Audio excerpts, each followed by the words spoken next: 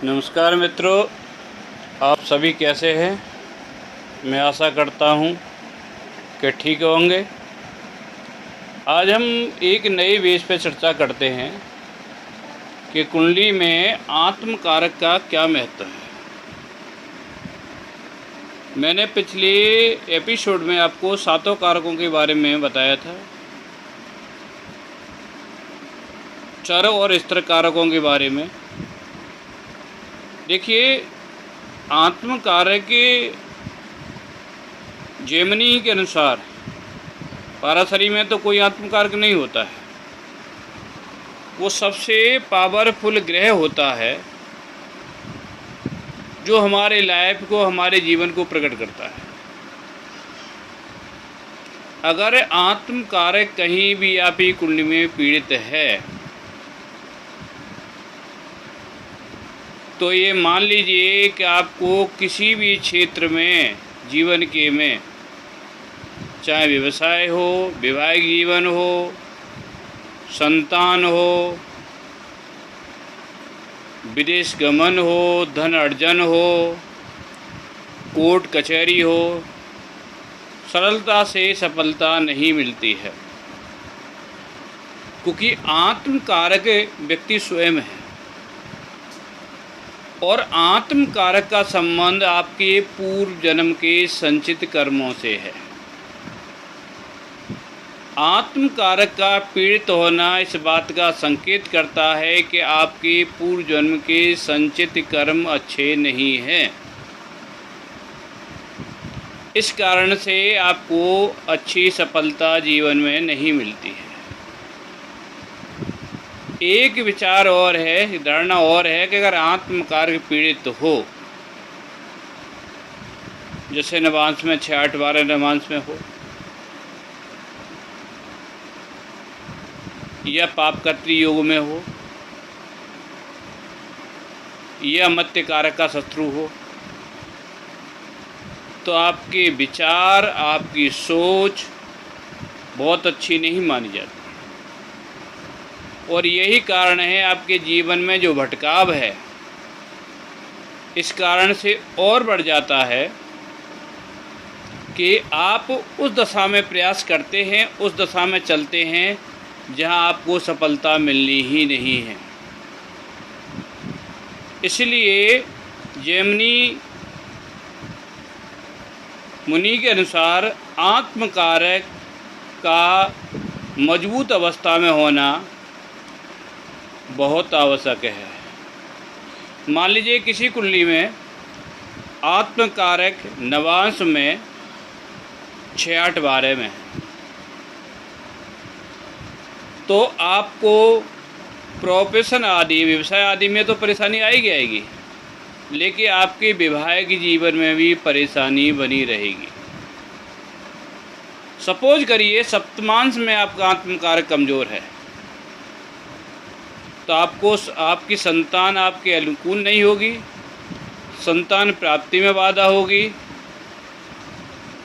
और अगर आत्म कारक का संबंध 6, 8, 12 से हो तो ये भी मान लीजिए कि आपको न्यायालय से भी ठीक न्याय नहीं मिलेगा, क्योंकि आत्म कारक का सीधा संबंध आपके पूर्व जन्म के कर्मों से है। मैं आपके लिए कुंडली दिखा रहा हूँ। आशा करता हूँ कि आपकी समझ में आ जाएगा।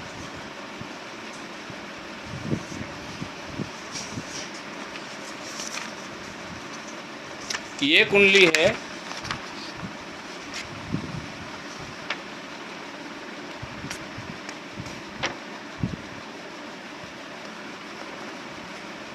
जो आप देख पा रहे हैं।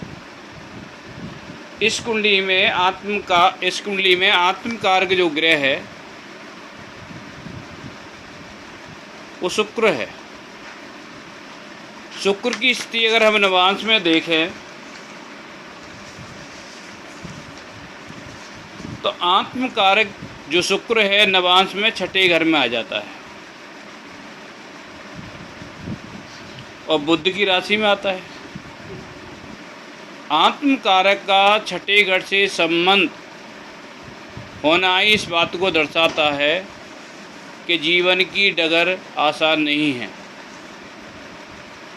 मैं इन जातकों को जानता हूँ, इन्होंने जीवन भर संघर्ष ही किया, हर क्षेत्र में असफलता मिली, कठोर मेहनत करते रहे, लेकिन कोई विशेष सफलता की प्राप्ति नहीं हुई। इसलिए आत्म कारक का कमज़ोर होना जीवन के प्रति संघर्षों को बढ़ाता है।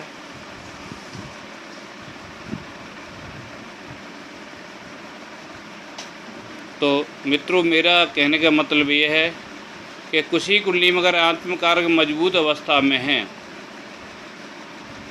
तो ये मानिए कि उसमें ईश्वर की कृपा है, वो अच्छे कर्म करके आया है, उसका जीवन सुखद रहेगा। अगर आत्म कारक कमज़ोर अवस्था में हैं, उसका संबंध 6-8 बारह से है, तो निश्चय मानिए कि वो जीवन में अपना ऋण पूरा करने के लिए आया है। उस कुंडली में ऋणाद बंधन बन जाता है, एक लंबा अरसा संघर्ष में बीत जाता है। तो मित्रों, ये चर्चा थी मेरी आत्म कारक के विषय में। आत्म कारक बहुत महत्वपूर्ण ग्रह है, उसका मजबूत होना बहुत आवश्यक है, किसी भी चार्ट में हो, भले आपका D24 हो, एजुकेशन का क्षेत्र अगर उसमें आत्म कारक कमज़ोर है तो आपको शिक्षा सरलता से नहीं मिलेगी। द्वादशांश में आत्म कारक कमज़ोर है तो आपको माता पिता का स्नेह नहीं मिलेगा।